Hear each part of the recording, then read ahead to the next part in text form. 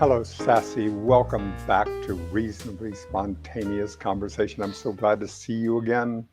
Thank you so much for having me. It's been like 3 years, I think, or something like that. It's been a I while. know. I had so much fun the first time. Well, you're back and there's so much to talk about. So I need you to pick something in your expanding work that you're having. And what do you want to talk about first? I feel like first, we could talk about my upcoming feature film that's in development and pre-production right now on the Hook. Yes. It's a post Roe Texas abortion road trip story. We just started casting. It's really exciting. I've been working on it for about 2.5 years now, and so we're just starting to get the financing for it, and we're going to be shooting it most likely in Q1 of next year, in the very beginning of the year. And it's been a really amazing experience because the budget of the film is 1.5 million, so it's my first big $1 million feature, and it's a whole different world, right, than the regular indie stuff, and it's been very cool to go through the motions. And we've got some great producers on the project, Lauren Harris and John Palmer, who have just been fantastic. So I'm just really excited about that. Oh, congratulations. I mean, it's such a process of being Yeah, able to do it. I yeah, mean, to be able to have the kind of patience that you have. yeah, Now, on this film, on the financing, yeah. there are possibilities for people to get involved, Yes, correct? Because yes, I know that when the Veronica Mars movie came out, that was also done in that way. So how does that yes. happen? How do you do that in addition to the people that you're looking at for financing? Well, because our film centers on abortion and women's reproductive rights, we have two outlets that we're going to for financing. To your question, we have the producers who are going after the traditional financer with financiers who do this for a living, where they fund projects, they make a profit, they fund some more projects. Then on the other side of that, I've actually gotten us a fiscal sponsor with Film Shop. Film Shop is a really amazing community. Highly recommended to any filmmakers out there. They're in New York, LA, New Orleans. They have a Zoom thing. It's really great. And I actually helped develop the script in Film Shop for the two sessions that I was in, or two, what do they call it? 2 seasons that they call it. And so through the fiscal sponsorship, people can donate and get a tax write off with it. And so we've teamed up with Planned Parenthood and also the Better Life Lab Initiative at New America. And so there's an amazing woman at New America named Vicki Chabot, and she's helping us get donation fundraising, reaching out to different reproductive rights groups, the whole thing, the whole 9 yards of just getting money from wherever we can to get this movie off the ground. And so if people are interested, they can go to sassymohen.com/on-the-hook, and that will take you to the donation page. You can donate $5, you can donate $500, you can donate $500,000, however much you want to Exactly. donate. But yeah, it's really interesting because I'm more used to the donation route of the film, right, or ponying Sure. up the money myself before making a movie.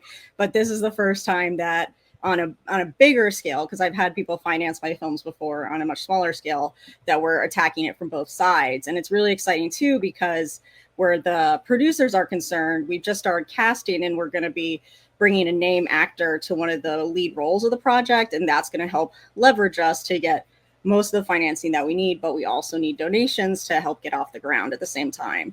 So it's basically a two-prong approach. And what I would also say is that I bring up the producers a lot because I have never understood until this project how important a good producing partner is. Like, when you're doing on a smaller scale, it's easy to be the director and producer, or to have someone who's the producer and they just step in pre-production or whatever. But on the bigger scale, you need a producer who understands the Hollywood landscape, understands financing, understands all of there's like banking and loans and Oh, these contracts and that contracts and the line producer and the locations and all of this stuff that I have zero interest in, and they are excellent at. And then on top of that, the producer's job is, to be a liaison between everyone in the production to make sure that we all get along, that we hire the right people, that all the paperwork is taken care of. We got our LLC, we have our bank account. It's a whole new experience. And I really wish that in film school they taught you on day one to find a producing partner, because any big film, it's just not going to happen without that. Just hands down. I've had director friends who have actually somehow gotten to where I am, where they're looking for a name to attach to their project, but they don't have a producing partner. So they get a name and then they say, so how are you getting the money? And they don't have an answer, and then their film doesn't work. So I was lucky to find Lauren in How to Hack Birth Control. She actually acted in it. And we sort of had a game recognizes game sort of relationship and teamed up immediately for this project. And Lauren brought in John Palmer. He produced September 5, a recent Oscar nom film. And John has been stunning piece of work. Yeah. It was really good. And John has been so instrumental also with helping us get indoors that might not necessarily be open to us, getting us a fantastic casting director. I mean, I really, to filmmakers, cannot emphasize enough, find a good producer that will save you everything. Everything. And so as you're on this career, as you're watching the work that you've done, you've done your indie film work, you've done all the work, the shorts that you've done, you've written, you've produced, you've done, and now you're moving up, and you're seeing as we're watching the arc of the career, as things are starting to break. I think this is such an important subject, because I sit there and I think, here in Texas, how does a business person, woman or man, move to Texas? If you have children, if you are a woman, are you next to a woman? How do you think about it? What do you do? If you have children, how do you consider this? How is this not something that's right top of mind? Right. I mean, it's really startling to me, and sad, unnerving, all the negative adjectives, watching what's unfolding on Texas, and then to have it, permeate out with the overturning of Roe v. Wade in terms of abortion rights. And I don't know. I mean, that's kind of what I'm trying to explore in this project, because the project On the Hook, it is about abortion, but it's also about what you're talking about, of the complexities of motherhood and the complexities of being a woman. Of course it is. Yeah. And the thing is with abortion is healthcare, like full stop. We can talk about what you believe here or there. Like, I don't care if you believe in the tooth fairy coming down. That's fine, but that has nothing to do with science and healthcare. And so what the problem, of course, is that now women are dying. Women are now being not allowed to get abortions when they need one, when they're about, they're in septic shock, and then they have repercussions where they can't have children after that because of the damage that it's done to their body. You have people like young girls. I mean, there are so many situations that lead women to seek basic health care, right? And on top of that, women oftentimes are not heard when they're at the doctor. I have many friends who talk to me about, like, they've gone to the doctor and the doctor misdiagnosed them, or they didn't listen. And I'm not like a guru or anything, but I will like bring notes to a doctor's appointment and sit there until we've discussed all of them. And if I'm not getting the answers that I want, wait until I get the answers that I want, and make sure that I'm heard and taken care of, which is just not something that's taught to women, right? No. And so you have this balloon of an issue now where women can't get health care. Women are already under so many societal pressures about how to act, about their body, about their appearance. And now it's just had this culmination in oppression of women and control of women in how and when we can have kids. But the kicker is that preventing abortions or stopping abortions, one, has increased abortions in America, and also doesn't have to do with people having children, because the majority of women who have abortions already have children. And so it's just such a backwards, like snake eating a tail type of thing that I'm trying to expose in this project, because while the film, again, is about abortion, it's a story of 3 young girls. And right before the film starts, one of them has had to self-induce an abortion as a last resort. And they've got 24 hours to get from Houston, Texas to Las Cruces, New Mexico to save her life. And it's also about what it means to be an 18-year-old girl. These girls are just freshmen in college. Like, what it's like to be a kid. All the wisdom that we have at 18 years old. I mean, okay, I realize that men and women mature differently, but still 18 years old. 18-year-old, you're pretty stupid. And not in like an IQ sense, but in like you haven't lived yet. Actually, there is brain research that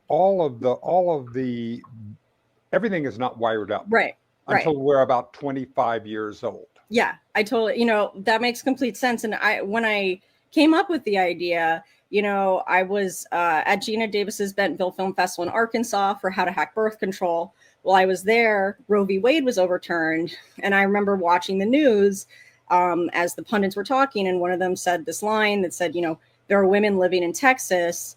What if you lived in Houston? You'd have to drive 14 hours to New Mexico to get an abortion. And that's when I was like, oh, that's it. Like, I was already kind of thinking about a road trip, maybe with Plan B, the morning after pill, but that movie came out already, and it wasn't quite like impactful enough for what I wanted to say. And then I started thinking about when I was 18, and while I never went through this situation, I went through plenty of emo 18-year-old. I just got to college. I don't have parents. I don't know what's going on situations. And I thought about, what if on top of all of that, I also had to deal with this? And I think that as an 18-year-old, had I had to go through that, it would have just broken me, because I didn't have money. I had just moved to California. My family was across the country. And just picturing this hypothetical in my head was just very startling for me, because there are I realized, like, this isn't a hypothetical. There are 18-year-olds going through this at this very moment. Now they're going through it. Yes. And so it's, it's important to me with this project. I've written in a very commercial way. The story follows the hero's journey beat by beat. Yes, there it is, on the hook. And coming to a theater near you in 2 years. So, Exactly. Well, as it is in this process, right? Yeah. And, I feel like the story so far has really resonated with people, and I'm excited to bring the hero's journey on a smaller scale story, because it's usually used in like Lord of the Rings or Harry Potter. But this is the iconic. You are telling the human journey. Right. This is our entire journey that we're going on. So anytime that you go back and mine that, it's going to resonate. Right, exactly. Because I also, before I come up with the idea, someone had recommended Joseph Campbell's The Power of Myth. Have you seen that on PBS? And they recommended that to my husband, and we were watching the first episode. And, Joseph Campbell talks about the hero's journey and how humans have been telling the story for thousands and thousands and thousands of years. Exactly. To what you're saying, because it's a story we all go through. And then he said this thing that I never forget, where he's like, and recently it's been used perfectly in George Lucas's Star Wars, because Episode 4 just come. Yeah. And he started breaking all down, and I was like, oh my God, George Lucas literally just took the hero's journey and put it in space. And right. I was like, what?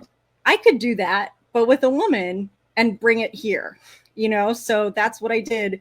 Literally beat by beat, in the entire story happens as the hero's journey unfolds. And I'm really happy. I worked on the script for many years, I guess 2 years. And it's gone through so many transformations, but that arc has stayed true. And now I think it, like I said, it's really resonating with people. So yeah.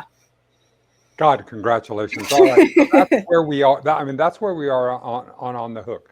Yes. But like anything, like making a great meal, I'm going to talk about something I don't know. Sure. But I'm going to pretend I do. Okay. Sure. Like making a great meal, if it's all going to come out, you have to start things at different times. Yes. So this is one. On the Hook is an amazing project, but it's not the only thing. You have to keep several other buns in the oven, or things in different areas of, all right, here we're going to start mixing, here we're going to start stirring, this goes into the oven, this goes into the, etc. So what else is on your plate? Well, I just recently finished the digital remastering of my first feature film, Happy Holidays. That's now streaming on Amazon Prime. Very exciting. Oh. Yeah. I made it when I was, speaking of being young, I made it when I was 19 in college. And it was, I think, the most difficult thing I've ever had to do in my life. It was extremely challenging. We had a whole slew of, I guess, roadblocks throughout the way. One of them being the school, Chapman University, telling us it was too ambitious and we never do it. And we ended up doing it, and it got distribution and made a profit. And launched some really great careers, mine included. But the composer Ludwig Göransson, he's won 2 Oscars. That was his first film. One of the editors, he just edited the SNL movie, and I think John Wick. Like, you know, they're great people who worked on this project. Started here, and it had distribution before. And actually, to your point, as I started writing on The Hook, I realized that I was like, you know, everyone else I know who's working on a feature or trying to get financing for a feature generally has another feature to turn to point at, to show as proof of I can do this. But Happy Holidays distribution ran out in 2014, you know, and plus it was the original edit that we put together, you know, in 2008. Technology has changed so much since then. And so I decided to go back and recut the whole thing and digitally remaster it. It was a painstaking process, but then it got distribution all over again. And so now you can check it out on Amazon Prime and Tubi. We had a really fun premiere. That was like a reunion of a lot of the people involved. And it was super fun. It's a really sweet story. It's a coming of age story, completely based on my own life, hypothetically. I have to put it hypothetically. Oh, well, yeah. Well, but every first novel, it's going to be autobiographical. You've got to have it. If you're not going to write what you know, how is it going to be real? Absolutely. And, you know, the funny thing is one of the reasons also I went back to look at it is I'm a judge now in a couple film festivals. And so I don't know about the other judges, but I actually like to watch all of the films, even the bad films, and especially the mediocre films, because it helps me, because I'm like, why isn't this film better? You know, what is it missing? It has $500,000, but why is it not landing? And the amount of white male breakup movies that I watched was staggering. I know. Does it not just screw with your mind when you see it? Where you sit there and you go, really? Yeah. That had financing. That's the other thing, is that they had financing. It got money. It got made. It went through the entire process. And the thing is that Happy Holidays is a breakup movie, you know, and watching all of these ones, I was like, oh, well, I'm definitely going to go back and remake mine if these are coming out, you know, like I'm going to make other people watch a woman's breakup story that has all of the emotions and rawness of your first feature, because if these guys can put that out there, why can't I, you know? And so Happy Holidays, I'll be the first person to say it's very imperfect. Again, we made it in college. The initial budget was like $5,000 that we raised online through, the Kickstarter didn't even exist then. We had people PayPal us through our website. We made these online podcasts that got a fan following. That's how we got it done, was we created this worldwide fan base for the project that people got to watch us as we made it. And that's how it, you know, was able to take off afterwards. And so it was really fun to go back into that and then just kind of see myself learn through the process. Like you can even see in the beginning of the project, my co-partner in it, Dylan Morris, who is really amazing. He and I, you know, teamed up in the beginning, and you can see he was the DP, the cinematographer, and I was the director. You can see us get better through the footage. Like in the first day of filming, he was like all over the place. I was all over the place. I was so nervous on the first take, I forgot to call action. No joke. I was so like, I remember sitting in the room and like, I couldn't believe that we had gotten there. And then like, it was like, roll sound, roll camera. And then like the lead actor, Jeff, is there and he's like, can I get an action? And I was like, oh shit, action. You know? Perfect. Yeah. But then, you know, by the end, it's not like we were perfect by then, but we had learned so much, and you could see in the acting and the takes we got, they were shorter, they were quicker, they were more efficient.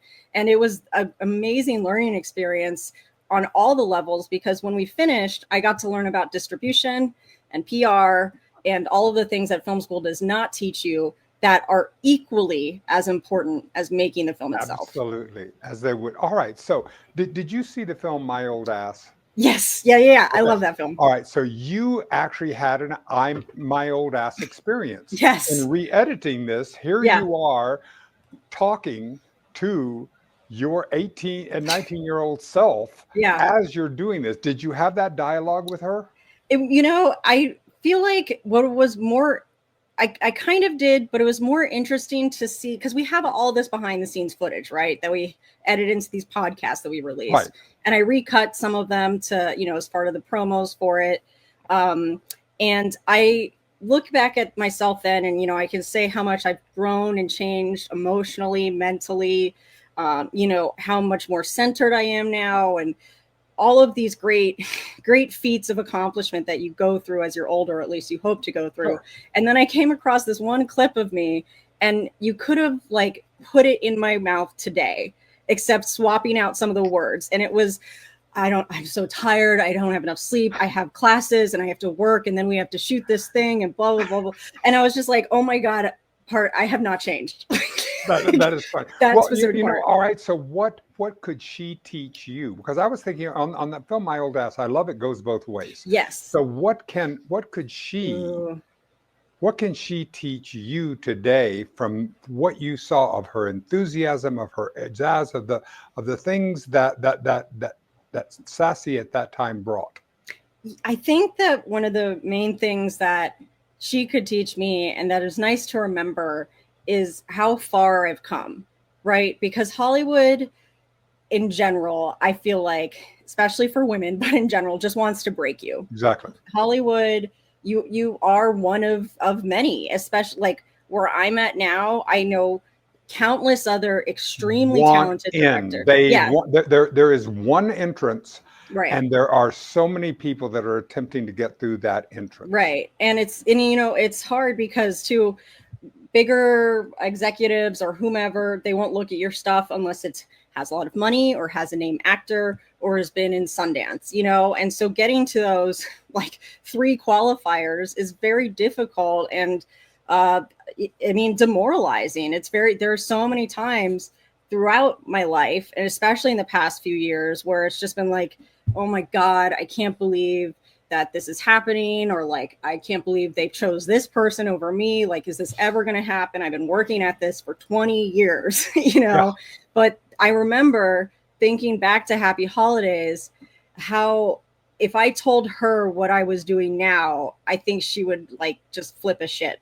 Like she would go crazy, like she would be over the moon talking about like, wait, you have an amazing husband who's a partner in all your films and you guys make great movies together and you have an Oscar nominated producer on your project and you have these many hits on this and this distribution for that. And like, you're upset. Like, I think I would be freaking out.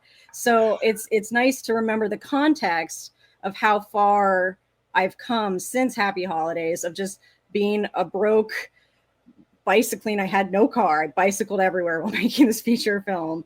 College student in Orange, California, just begging anyone to work on a project with me or watch my work or to take me seriously. And now I've gotten from there to here is a really phenomenal thing to think about. But, as a human, you always want more. Oh, exactly. And yeah. plus, because of the present administration and what we're doing, the anti-DEI initiatives and the work they're doing, we're really watching women being subsumed in and women's stories. So this really has to be a time when we all have to step up and say, hold it. Yeah. This isn't the perspective. You're taking a myopic piece and you're not looking at the whole thing. And again, going back to the male breakup stories as the prime funder on this. So it's just really a time. I'm so grateful that you're continuing your voice. Thank you. Because Yeah. the first time I met you, that was the thing that so resonated with me, was your voice, is that you have so much to say. And this is going to balance out. I believe it. Of course, it's easy. White male. I can sit there and go, well, you just have to be patient. Don't worry here. You will have it. Your turn will come. Right. Bullshit. I know that's not the way it's going to go, but I'm so grateful. So how do you recharge? How do you get that when you get down to that place where you sit there and you just go, one more? How do you bring it back? What's your personal route on it? I mean, it really helps to have a team of people around you who support you, in all honesty.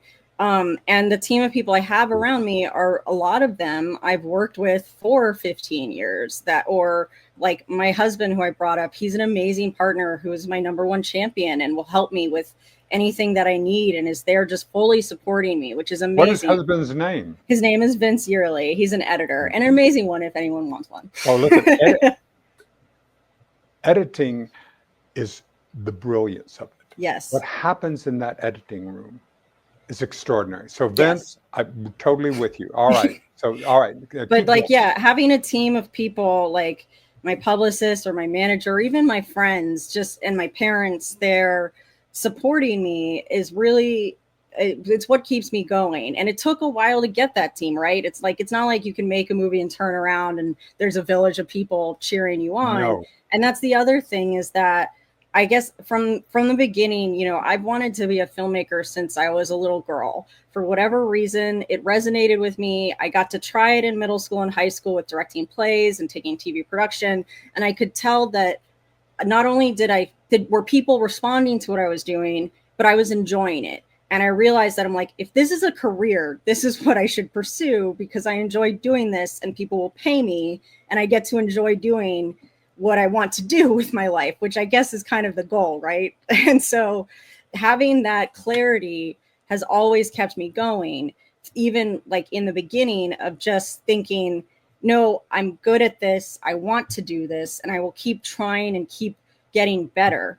And that's the other key thing, is that always looking for constructive criticism and feedback, and not just making movies for yourself, but really trying to expand an audience and grow a fan base. I mean, it's easier now to like pick myself up, right, than it was before, because there's so much more support that I have now. But it doesn't mean that it doesn't happen.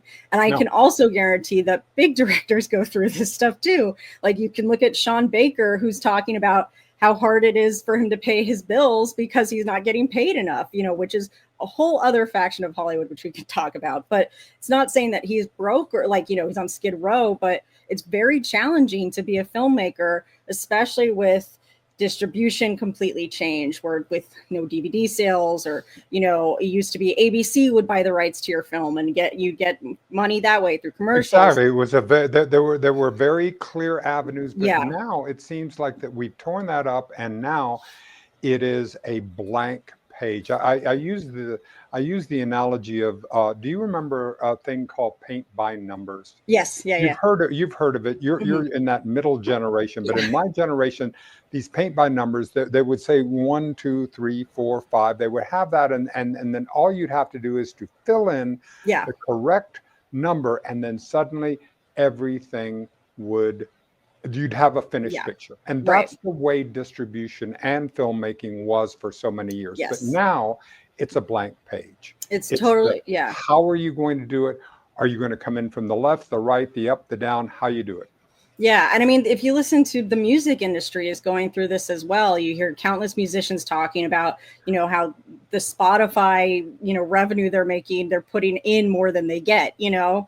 And so I feel this is a thing that's happening across the arts. You know, you have the SAG strike with actors demanding their rightful pay and their rightful, you know, everything with contracts. And so I personally, I call myself a pessimistic optimist, maybe a realist is a better way to put it, that I feel like, you know, Hollywood has gone through so many metamorphoses, whatever the plural is, since the beginning. It started with silent films, then suddenly there was talking pictures, and then suddenly there was color pictures, then there was radio, then there was television, then there was cable, you know, and so there's every time that happens, there's always people that get lost in the, you know, in the fallout of it. But then Hollywood figures out how to monetize and move forward. You have the problem now, of course, of that Hollywood is putting all these money into franchises instead of films. But then you have films like Sinners or The Whale or, you know, even My Old Ass that you're talking about, that people really respond to and do very well in the theaters or in streaming. And Hollywood's like, wait, why? It's like, well, because people want real stories. Like, that's what it is. Thank you. People want real stories. I think we can say that over and over and over again, because that's what we need. We are story we're wired that way. Yeah. And when you talk about the hero's journey, Yeah. that's a story.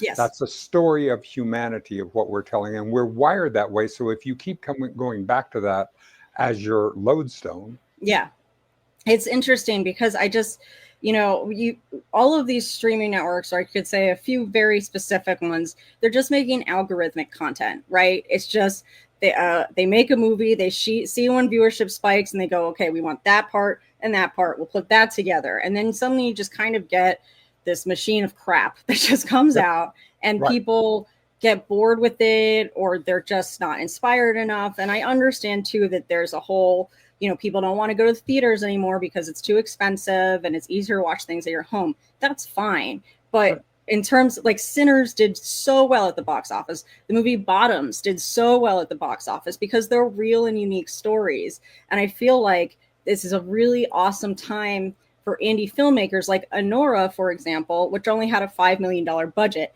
which sounds big. But let me tell you, working on a $1.5 million budget, that becomes nothing real quick. And so I'm amazed that it's that small. Yeah, I mean, there is a possibility that we can get more depending on certain minutiae that happen. I sincerely hope that happens, but I can make a movie for 1.5 million, make a movie for $5,000. Like I'll make a movie for whatever budget you give me and also be realistic about it at the same time. So I just think there's a really great opportunity right now, like I was saying, for indie filmmakers on these smaller indie projects to break through and maybe help spearhead some change in Hollywood, because the whole blockbuster things, it's working sporadically, but you pump out the same movie and over, people aren't going to go. No, it's not going to. It's just a numbers game. Well, Sassy, what have we not talked about? Well, I have been releasing a bunch of shorts on my YouTube page for the past 7 months, and they are hilarious. I was looking at them today. I was just looking at the pieces down there, and also feeling a little bit of.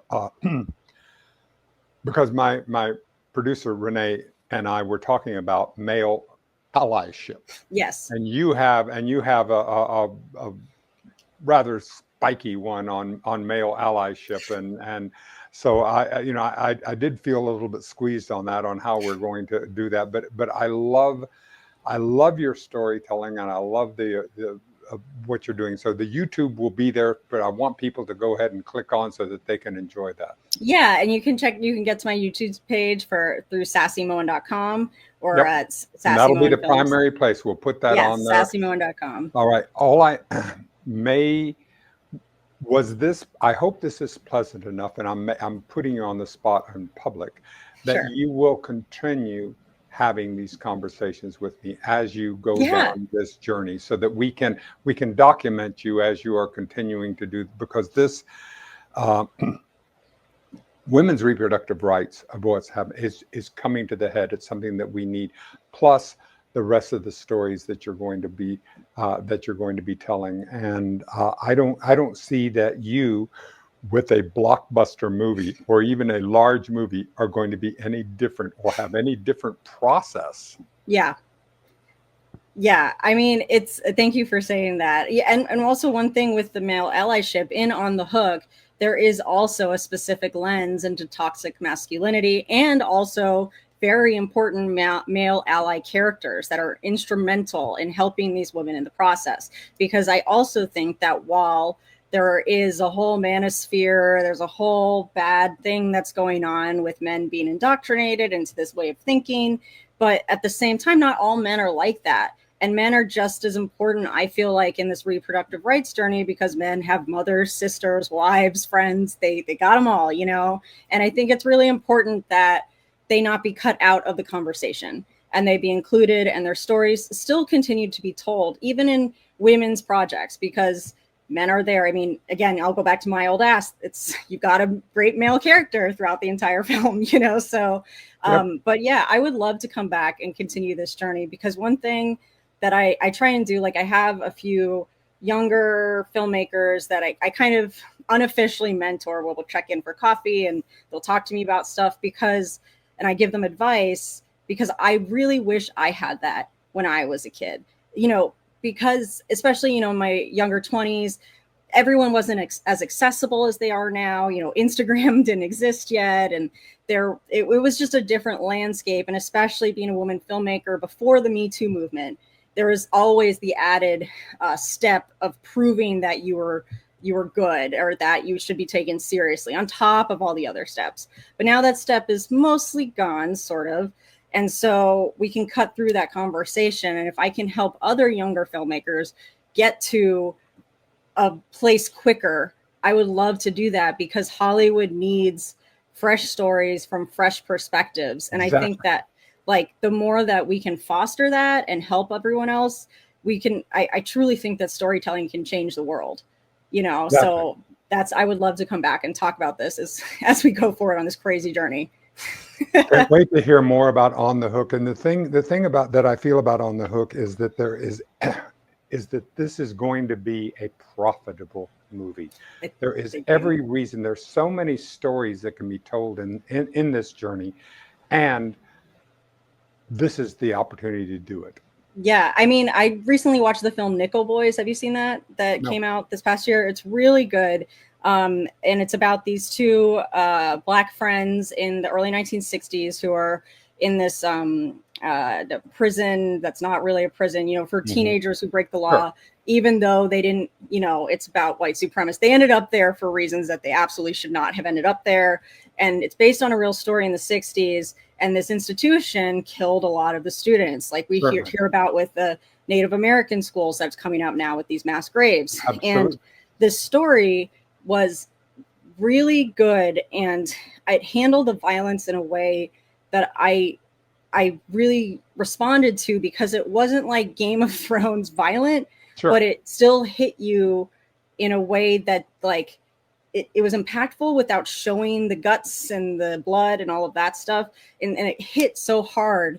And the way it ended, I felt was so beautiful and so appropriate to this time. It was sad, but also uplifting.